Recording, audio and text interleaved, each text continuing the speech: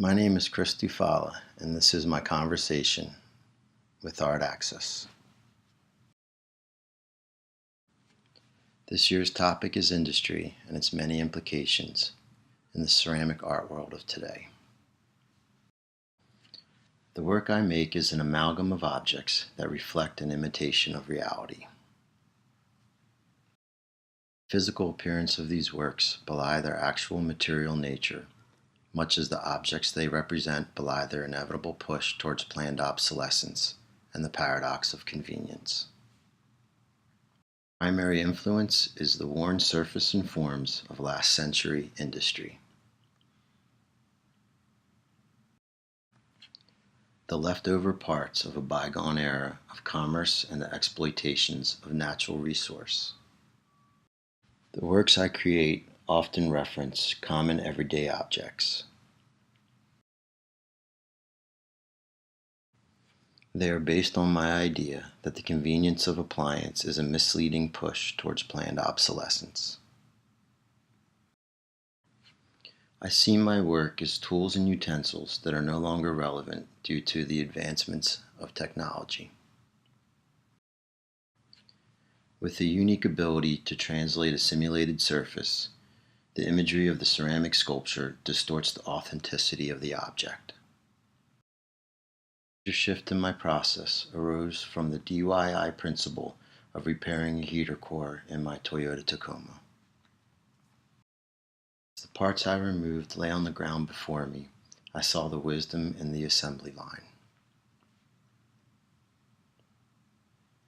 And to stockpile my clay industrial fragments, ready when I needed them. Through the use of damp boxes and press molds, my production increased.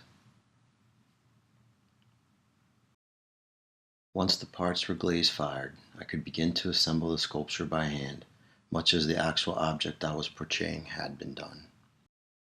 With the help of epoxy, cold finishes, and mechanical attachments, the work started to take form. With a steampunk appearance, the finished piece speaks of manual production and a dying industry.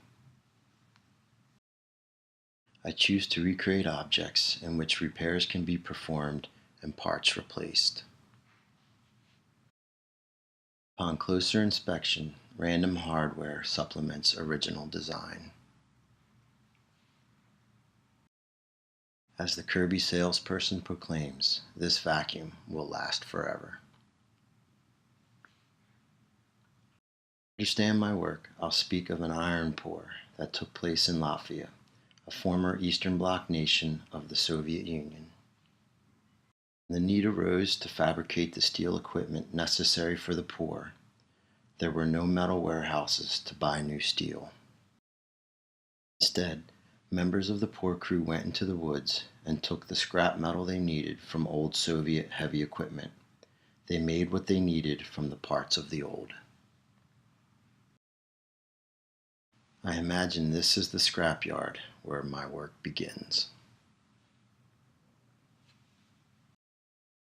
I see my work existing in a time and place when resources will be scarce and the ingenuity of craft and the handmade will again be necessary. A detail reveals a hint of the material nature of ceramics. This is not resourced metal. A quote I heard recently says it perfectly. We borrow the future from our children. I call this piece the heart of reason. This is the integrity of substance.